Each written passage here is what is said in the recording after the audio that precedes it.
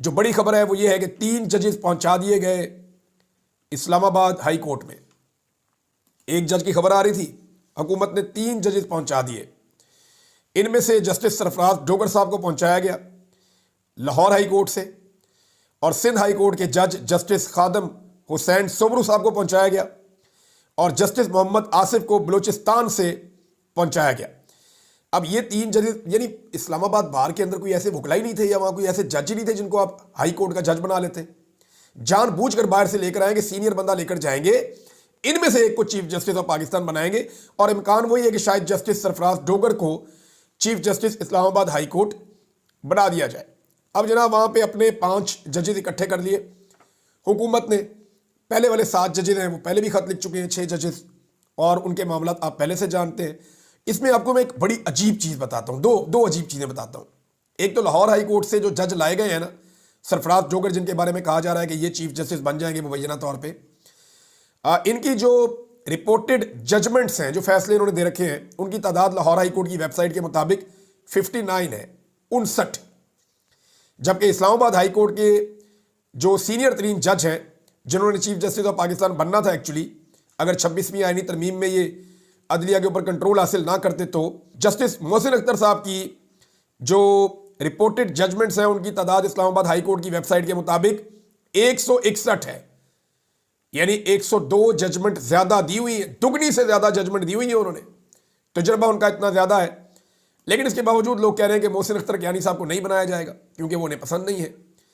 एक और बड़ी इंटरेस्टिंग बात बताता हूं, जस्टिस मोहम्मद आसिफ, इन्हें 17 जनवरी को, यानी आप ये समझें कि चंद दिन पहले, यानी अब आज जो अब ये वीलॉग सुन रहे हैं 2 फरवरी है, तो यानी 2 हफ्ते भी नहीं हुए इस बात को। 17 जनवरी को इन्हें बलूचिस्तान हाई कोर्ट में एडिशनल जज लगाया गया, और 20 जनवरी को इन्होंने हलफ उठाया, यानी आज से 12-13 दिन पहले इन्होंने हलफ उठाया, और 1 फरवरी को लाकर इनको इस्लामाबाद में ट्रांसफर कर दिया गया। अंदाजा करें आप, यानी एक बंदा नया जज लगाया, उसको अपनी अदालत में काम ही नहीं करने दिया गया, उसी को ट्रांसफर करके लेकर आ गए इस्लामाबाद में। यानी इस्लामाबाद में कोई ऐसा काबिल आदमी नहीं था जिसको इस ओहदे के ऊपर लगाया जाता।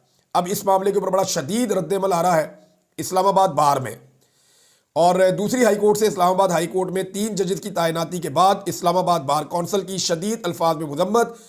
आज के दिन 11 बजे हंगामी जर्नल हाउस सेशन तलब कर दिया गया है, और इसमें Islamabad high court bar association और इस्लामाबाद डिस्ट्रिक्ट बार भी शरीक होंगे, और आइंदा के लायामल का ऐलान होगा। वैसे वकीलों ने रोले तो बहुत डाले, काम शाम कोई नहीं किया। मिसाल के तौर पे मैं आपको बता देता हूँ, 26वीं आईनी तरमीम आई तो वकला ने कहा हमारी लाशों के ऊपर से गुजर के पास होगी। फिर उन्होंने कहा जस्टिस मंसूर अली शाह हमारे चीफ जस्टिस हैं, अगर इनका रास्ता रोका गया तो हमारी लाशों के ऊपर से गुजरना होगा, वो भी रोक दिया उन्होंने। फिर उन्होंने कहा सुप्रीम कोर्ट में एडहॉक जजेस हमारी लाशों के ऊपर से गुजर के आएंगे, वो भी लग गए बगैर लाशों के ही। सुप्रीम कोर्ट को अगर तकसीम करना है तो हमारी लाशों से गुजरो, वो तकसीम भी कर दिया। और बेशुमार ऐसी चीज़ें की गई। अब दोबारा ऐसे स्टेटमेंट आपको आएंगे, आप सुनेंगे वकला के मुंह से, लेकिन मैं हैरान होता हूं कि वकला की तहरीक चल नहीं रही, क्योंकि मैं ये जानता हूं कि वकला की तहरीक तब चलेगी जब नौजवान वकला अपने हाथ में मामलात को लेंगे और वो तहरीक चलाएंगे। जो पुरानी की आदत है, उनको बहुत सारे फंड्स चाहिए होते हैं तहरीक चलाने के लिए, तो नॉर्मली फंड्स ऐसे अवेलेबल नहीं है। वकला की तहरीक या तो तब चलती है या एस्टेब्लिशमेंट पीछे से इशारा कर दे, या फंड्स बहुत ज़्यादा मिल जाए, मैंने तो यही देखा है। और अगर इन चीज़ों के बगैर चलनी होती तो अब तक चल जाती, क्योंकि अदलिया में जितने हमले अब हुए कभी नहीं हुए। अच्छा जी, जुल्फी बुखारी साहब के बारे में एक अजीबोगरीब खबर आपको मैं बताता हूँ। उनके ऊपर एक मुकदमा दर्ज कर दिया गया, और मुकदमा ये दर्ज किया गया पाकिस्तान में कि लंदन में बैठ के जुल्फी बुखारी ने पाकिस्तान में जेल तोड़ने का हुक्म दिया है अपने लोगों को, और कुछ 10 के करीब दफात लगा दी गई उस मुकदमे के अंदर। यानी मैं हैरान होता हूं कि पाकिस्तान में मुकदमा कर दिया एक बंदा, वो लंदन में बैठ के पाकिस्तान में हुक्म दे रहा है जेल तोड़ दो। इनकी अकल पे मातम करने को दिल करता भी, जाके लंदन में मुकदमा करो अगर तुम सच्चे हो तो। यानी अगर ये सच्चे हो तो वहां पे तो इंसाफ बड़ी जल्दी होता है। अगर हुक्म दिया है, आपके पास कोई सबूत है, तो लंदन में जाके मुकदमा कर दें, वहां पे आप केस जीत जाए। लेकिन क्योंकि ये जाली फार्म 47 वालों की हुकूमत है, तो इनकी FIR है या इनके मुकदमे भी जाली हैं, और ये हमेशा से ऐसा ही करते आए हैं।